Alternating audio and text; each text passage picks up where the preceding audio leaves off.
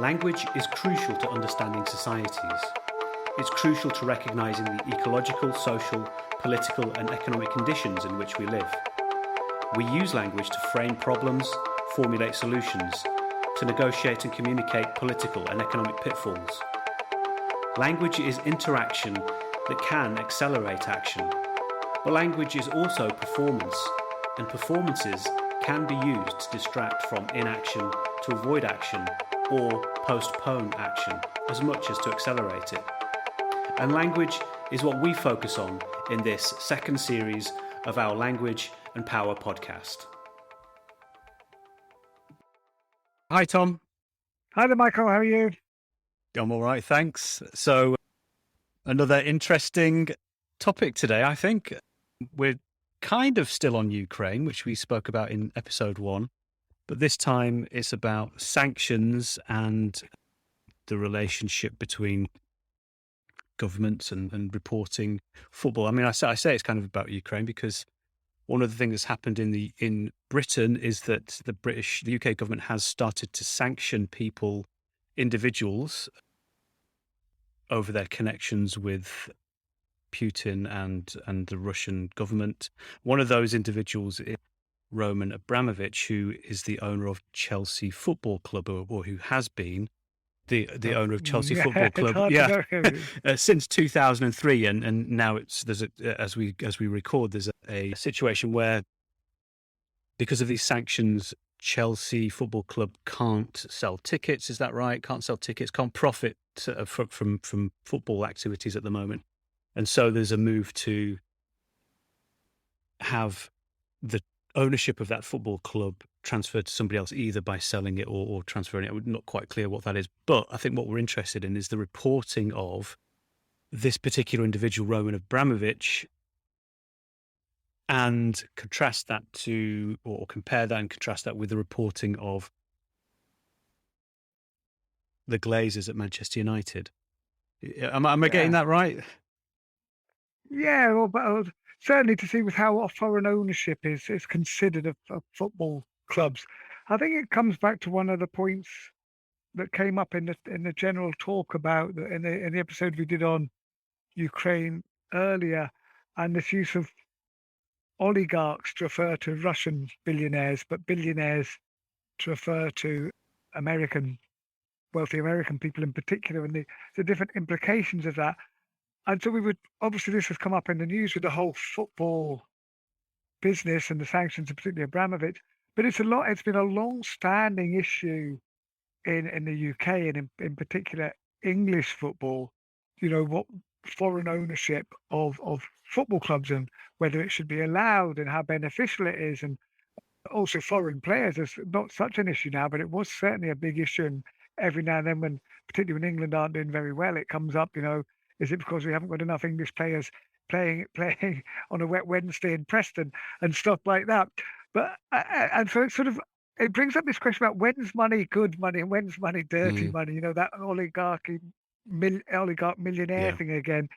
And so it's connected in a number of interesting ways. I thought about when's money in football good and when's money in football bad, and not from our point of view, but from the fans and the pundits' point of view, and how they pick up on it at different times. And one of the things that was of interest, I think it's an important point, is when we decided to do this topic, I was looking through for some, I just Googled Abramovich and then the Glazers to see what I could find. And what's got to be pointed out is that an awful lot of articles were quite dull. They didn't say any of the juicy stuff that critical discourse analysts like to get their teeth into. Sure, they said stuff that you could look at linguistically for different points of view, but there wasn't the in-your-face bias, etc., that we look for. And I think that's worth bearing in mind, that we, even though we might look at texts holistically and think about them in their context, we're got to be careful not to cherry pick and, choose the articles that are the most defamatory or sensationalist and say that's typical of reporting, because that's not necessarily the case. It might be. But what seems to be the case is that this is always latent. It's always on the back burner. It's always an issue that can flare up when circumstances permit. And so you might talk about Abramovich or the Glazers fairly neutral terms for months and months and months, and then suddenly it will come up. And obviously at this particular moment is a time when you might start thinking about looking at the representation of Abramovic's millions and how clean they are. The same as when United, showing my allegiances there. The same when Manchester United, suffering. Suddenly, the whole question of the American billions coming in from people who aren't even interested in football, and they call it soccer and all that sort of stuff, suddenly hits the headline. So it's worth putting out there, though. I think there's a lot of sensationalist and highly emotive language in these articles, the two articles that I was looking at this morning. It's not necessarily always the case, and it's interesting to bear, again, contrasts when this flares up and when it doesn't is also really important.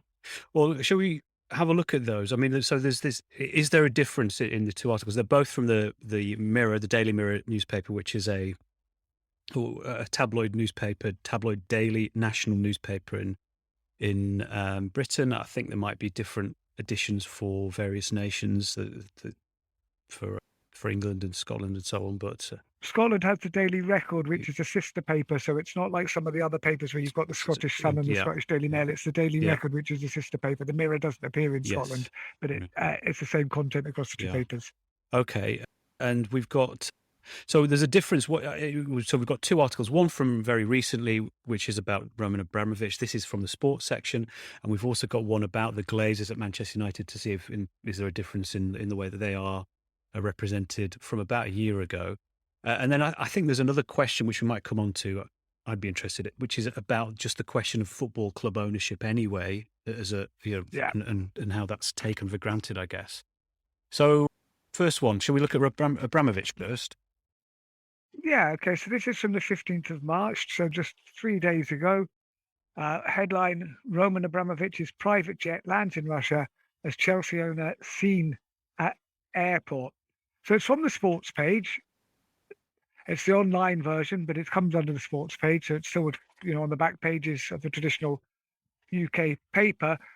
But so just out of interest is one of the things we were talking about is this, if we think about what the money and how it's influenced football and how money can be seen to be considered positive or negative depending on how you phrase it.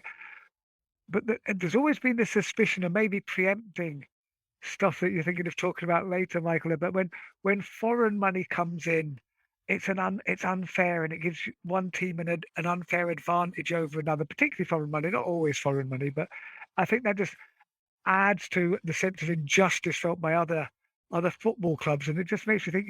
For many years in blogs and in informal chat, Chelsea were nicknamed Chelsky, which was sort of implying that they were under Russian control and part of this, this system, and therefore just distanced them from the English league apart. And it was used as a sort of funny insult by other fans. I mean, at the time, Arsenal, as far as I remember, Arsenal, who are traditionally known as the Arse by Spurs fans and others, just to be rude, gratuitous vulgarity is always useful in football.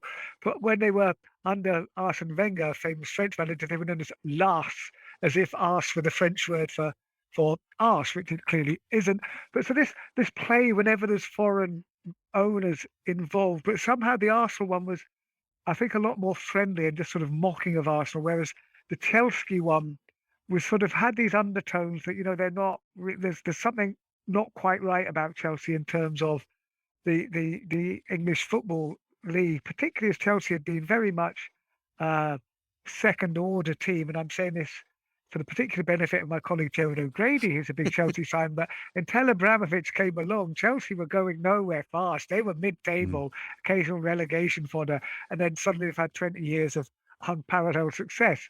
But enough of my football anecdotes from where this comes out. So this is on the sports page, and so I'm just interested on what's made of Abramovich's wealth in this particular article, in terms of well, we talked about oligarch and the fact that this is always used of Russian billionaires and never of any other billionaires. Jack Walker, who we might mention later, who financed Blackburn, I don't think he was ever referred to as the Blackburn oligarch. He was Uncle Jack, which is a very different point of view. But straight away, if we see, okay, we've got a private jet mentioned in the headline, private jet in the byline, often in particular the byline, the headline and the opening line are very repetitive, because then in the opening line, Roman Abramovich's private jet. Well, So should we've we already just had private. read those first couple of sentences out? Shall I give Yeah. them a reading? I'll give them a reading. You give you a comment. Okay, yeah, go on, go on. The opening, 3 paragraphs. Roman Abramovich's private jet has landed in Moscow, Russia, just after he was seen in a VIP lounge at an airport in Israel. The Russian oligarch has been sanctioned by the UK government for having alleged ties with Vladimir Putin. The Russian president ordered his troops to invade neighbouring Ukraine last month, leading to thousands of deaths in Eastern Europe. Abramovich has denied all ties with Putin, and it's not clear if he was on the flight to Moscow. The billionaire has been sanctioned by the EU, which could have ramifications for Chelsea's European hopes. The severity of these sanctions are yet to be known. So that's the first 3 paragraphs. So what do you make of those? And then the language. No, interesting. Yeah, so we've got the private jet mentioned for the third time in quick succession, and so we're automatically, in the UK a bit distrustful of the people who fly private jets.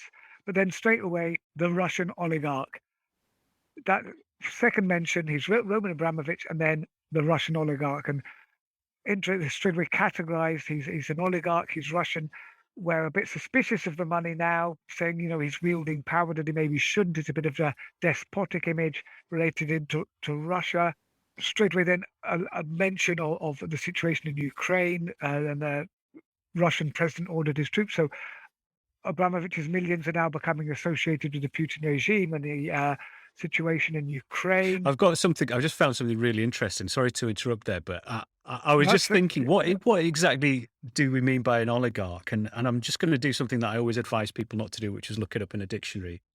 So in my inbuilt computer dictionary, it says the definition of oligarch is 1, a ruler in an oligarchy. Okay, so right, that's particularly useful.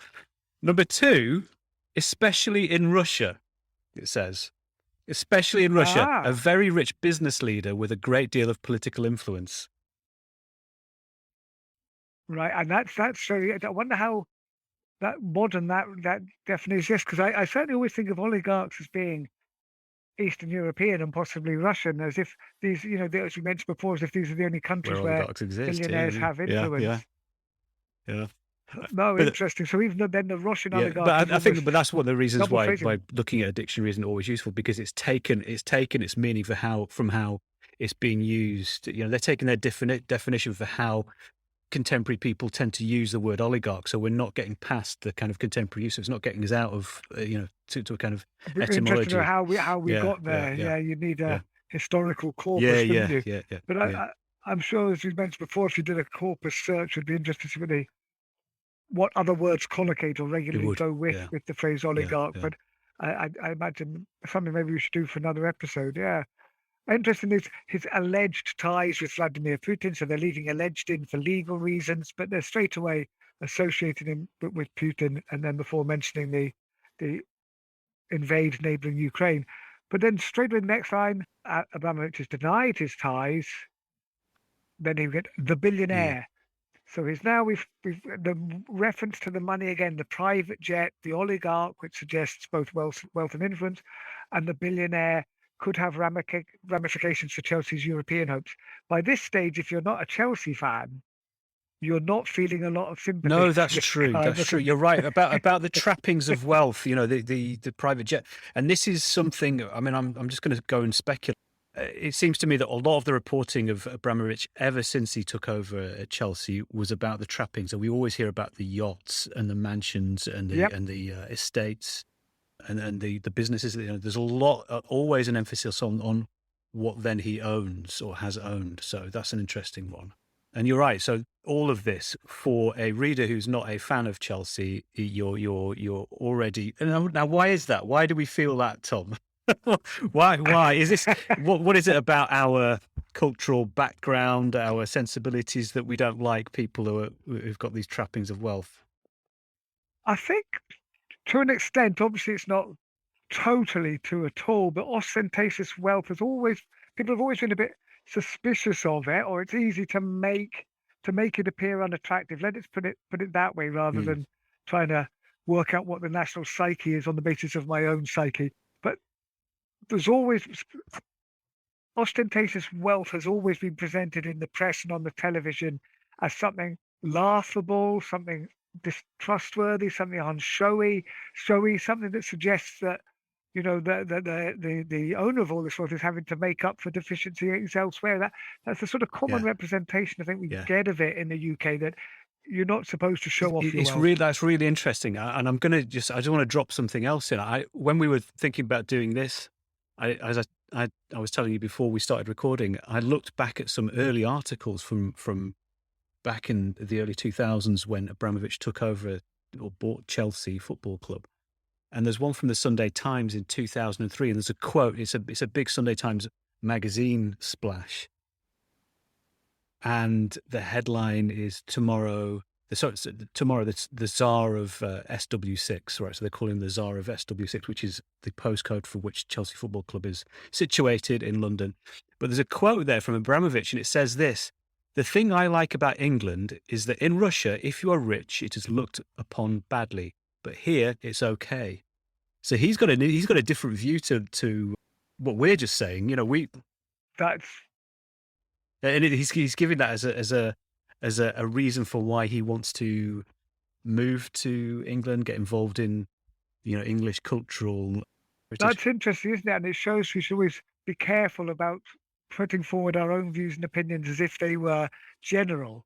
So I'm not sure now. Maybe I just mix within a very small echo chamber where people feel this way. But I wonder if it's something that's changed during my lifetime But I as think, well. but I think that is a good. I think that is a very interesting question about for whom is it? For whom do we feel that? Who are we that feel that ostentatious wealth is a not a good thing and is an implied criticism, or at least something that we look down from. The readership of the Mirror is the Mirror is aimed at a working class audience, as you said, sort of an English audience. Abramovich might well be thinking, well, it's fine amongst the political. There's certain political people who think that wealth is fine.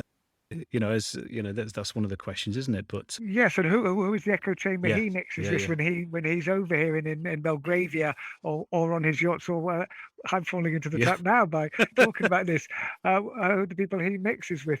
No, it's a good point. Yeah, and I suppose it's one of those things that it's what when you're doing sort of analysis of evaluative language, there are a lot of words that potentially carry evaluative load, but you're not quite sure what that evaluative load is until you see the language of the rest of the text or the Yeah, rest of the yeah, article or yeah, something. So if someone's a bit shifty, then being rich is going to make them look more shifty. yeah, If yeah. someone is a paragon of Ah, virtue who works really hard, then maybe that's and interesting. you've Yeah, got to drop yeah, the whole yeah. text, Well, isn't it? let's have a look at the next bit.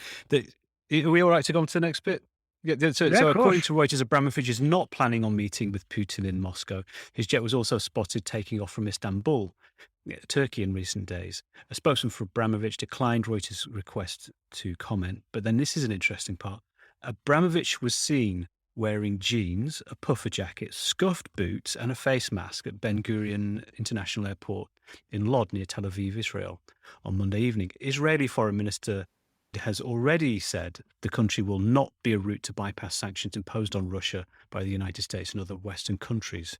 So, what do you make? Well, the thing that stands out for me is that description of what he's wearing, which I always find interesting in newspapers. Yes, there's always what is it? When you've often talked about the maxim of Yeah. quantity, and if there's more information there than you strictly need, what's the implicature that's being generated? What do you say is the implicature here, Yeah. Michael? Okay. Well, I'm going to talk about the scuffed boots first. I mean, I I feel like there are very many different cultural groups in England whose dress sense or whose manner of dressing portrays something to each other, and people who are outside those groups don't necessarily understand the meaning system of what the clothing wears to those groups. So stereotypically, rich people, wealthy people, posh people, for people who are not rich, wealthy, posh, will be wearing nice clothes, neat clothes, well groomed, well presented, shaved, if that's a thing. And scruffiness is for people who are not rich and wealthy, is associated with a lack of wealth and a lack of manners and a lack of almost a kind of lack of morality. However, I think that actually quite often rich people and wealthy people do wear scruffy clothes as a kind of a mark of their, they don't need to care. Look at Boris Johnson, right? That's part of his mode, isn't it? So I think the scuffed boots is a really interesting one. I am not surprised that a rich person would wear boots that look particularly scruffy, but I think the implication is that you're supposed to think that he's looking a bit shifty, like you said, down and out, not up to scratch. He's on the run or something. He's not had time to. He's gone incognito. Yeah, he's incognito. Yeah, that could be it. He's either in disguise incognito, or he's not had time to have a wash and a shave and all the rest of it, and put in his nice clothes. He's on the run, sort of thing. I don't know. Yeah. I mean, it's a couple of ways you could look at that. Does fit in with the jeans and the puffer jacket is a bit sort of streetwear rather than your businessman. It's interesting. So it's hard to know exactly what it's doing there, but there were several possible readings generated, but they're not positive, any of them. It's not the idea that, he may be wealthy, but he dresses like an ordinary man. That's not what it's saying here. He's shifty, he's on the run, he's a little bit incognito. The face mask, well, you're supposed to wear a face mask, when you're traveling, but I think that might just add to the idea of this outlaw. Yes. Guys, some of your face mask brings up Dick Turpin or he was Goody, of course. But but he's suddenly become a shifty character, hasn't he? By that contrast with, of course, all the other references we normally get from which, as you guessed, might be coming up. It does. The reference to the luxury yacht is only a couple of paragraphs away, so we do know that the luxury yachts will be mentioned. But this is he's not on his luxury yacht at the moment, so something untoward's happening. One of the things just quickly that caught my mind there was, according to Reuters, Abramovic is not planning on meeting with Putin. It's absolutely standard thing from CDS. If someone tells you something's not happening, why are they doing that? Why would you bother to say that something is not the case or something's not happening? And I think, here the idea is, well, it probably is then. And that just makes him look even more shifty because he's hiding. It brings it into the realm of possibility, doesn't it? By saying that something is not happening, you might not be lying, you might not be deceiving people, but what you are doing is bringing the idea of that very thing into the realm of possibility, whereas before readers might never even have thought it. Why would we even think that Putin and Abramovich would meet each other? Unless you're following the life of either of those two people, why would you think they even knew each other? But now, by putting that denial in, they're in the same semantic space, aren't they? The same. It activates all these ideas. The semantic field. Semantic field. It's what book? It's a very classic newspaper way of doing stuff. You say, Tom Bartlett is not an idiot is the headline. And well, okay, but so as soon as you do that, you bring up the idea that possibly he is, or something. There's a form of intertextuality going on, and I'm not sure it's not precisely a kind of referring to another text, but there's an implication that somebody somewhere has said that there is a plan, and now this person's had to deny it. So somewhere somebody. And if it's worth going to the trouble of denying it, it must be a serious plan. Exactly. Yeah. Now, do we want to? There's a part here about the citizenship. Abramovich has Portuguese and Israeli citizenship, yet the former government are currently investigating how that citizenship was granted. A rabbi who is alleged to have been involved in the matter was detained on Thursday. So, serious stuff there. That's an interesting phrase in itself, isn't it? Obviously, a rabbi unnamed and alleged, but I suppose, again, this idea of multi-citizenship again suggests that, well, why does somebody need 3 passports, or I don't know how many he's got, Portuguese and Israeli, not Russian and not UK? That suggests, and then, well, that makes someone shifty, doesn't it? Well, why has this guy got 2 passports, neither of which come from the countries he's closely associated with? And who is this mysterious rabbi who was alleged to have been involved in the matter. Involved, and the implication is that they've been detained because they were involved in granting citizenship to Abramovich, which is also says which is also under investigation, a process which is under investigation. The whole thing is being, we have no idea why would he have Portuguese citizenship, but how that came about. But without saying it, we've just been told that it's a very questionable situation to be in, isn't it? So, and is it? Yeah, they haven't. They've very much distanced themselves from saying there's anything suspicious about it themselves, but there is a government investigating it. So yeah.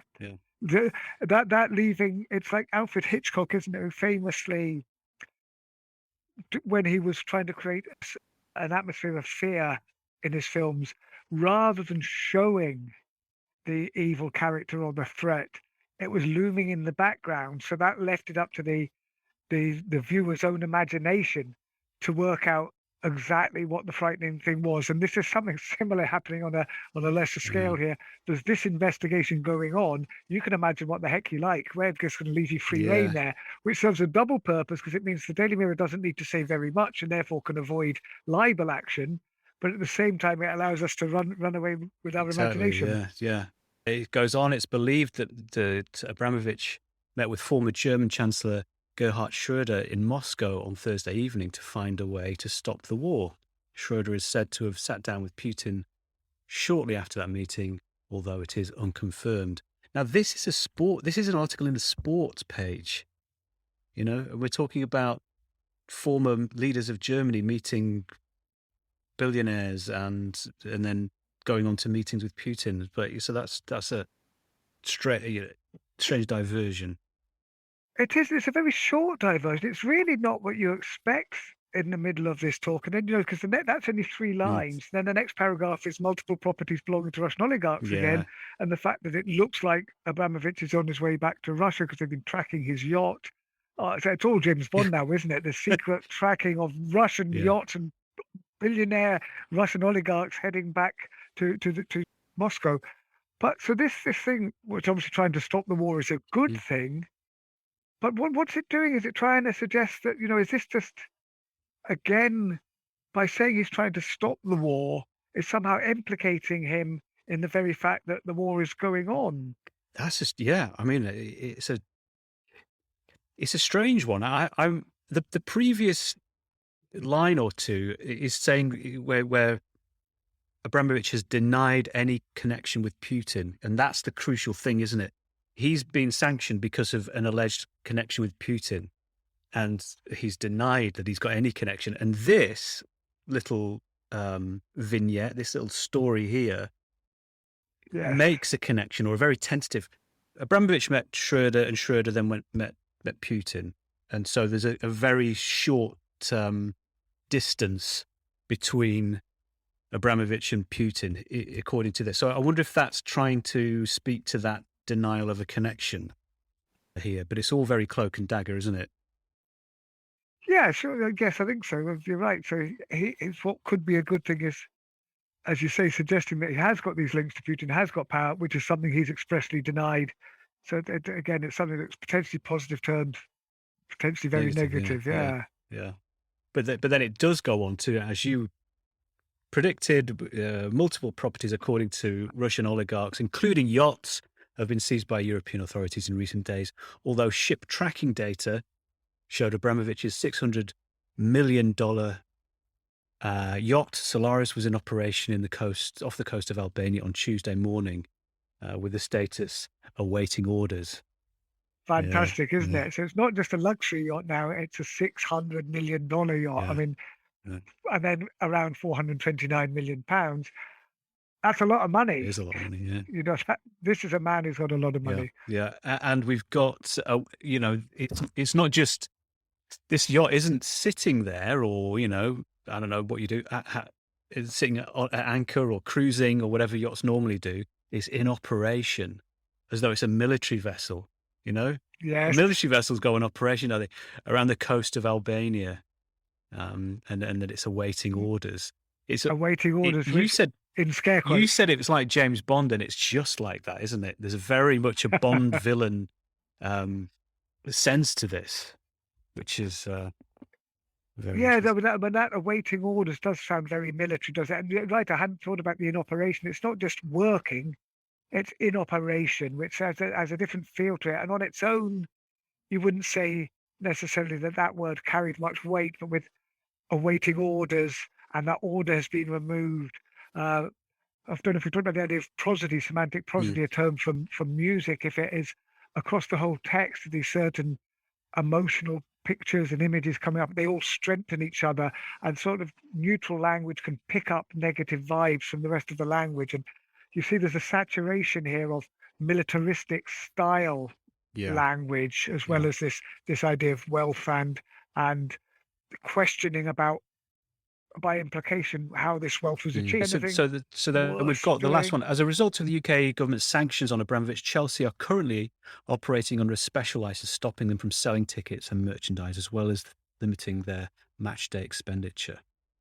So that's the consequence of all of this. And then it goes on to say there's adverts getting in the way when you look online, but the Chelsea now the Blues, that's a good, and that's bringing them back to their British context, to their nickname.